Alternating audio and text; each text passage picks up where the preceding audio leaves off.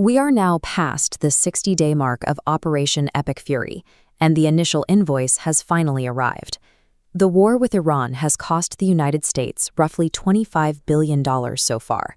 The Pentagon recently delivered that cost estimate to Congress. According to defense officials, that figure primarily covers basic operations, equipment replacement, and heaviest of all, munitions. But while the military is burning through capital at a sprinter's pace, there is a growing realization on Capitol Hill that this conflict has become a marathon. There is no clear off-ramp in sight, and no defined strategy for declaring victory and ending the war.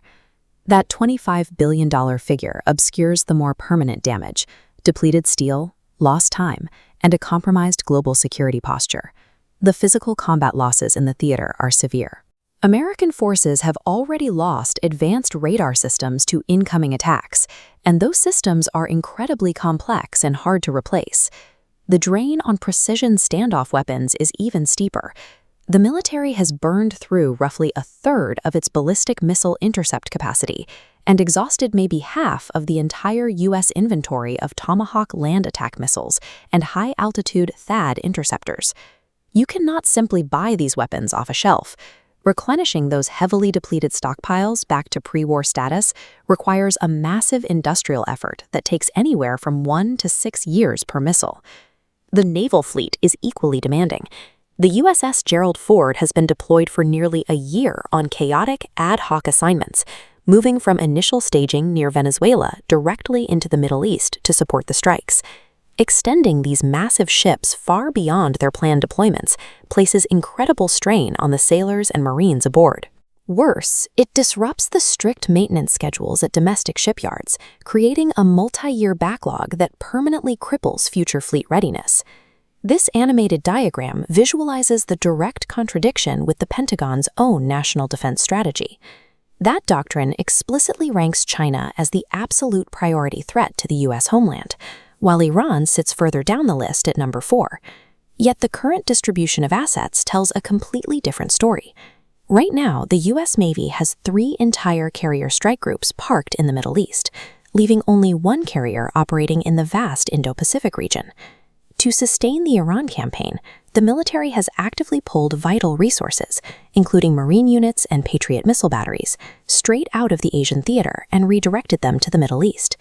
To fight a lower-tier adversary today, the United States has deliberately stripped its primary defenses against its greatest strategic rival tomorrow. The true price of engaging Iran is the deliberate surrender of the U.S. military's strongest deterrent posture in Asia. Beyond the Pacific, the conflict is generating intense diplomatic friction. Launching a surprise military operation and issuing demands over social media alienates crucial European democracies, whose parliaments have to answer to their own public opinion. Operating unilaterally ignores the fact that the NATO alliance is strictly necessary for an operation of this scale.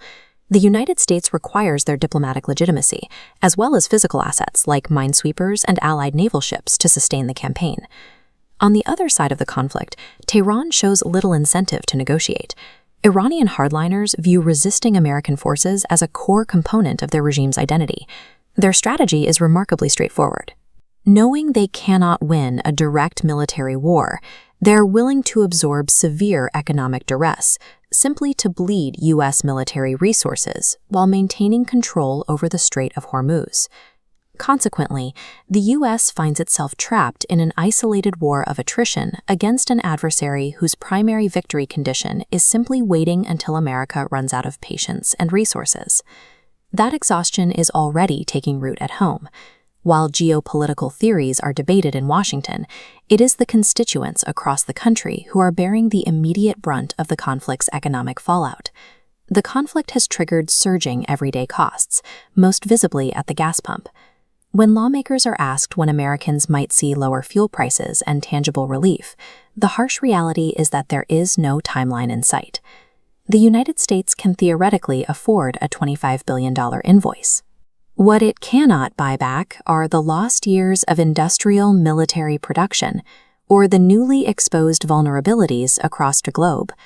In modern warfare, the most critical loss a superpower can sustain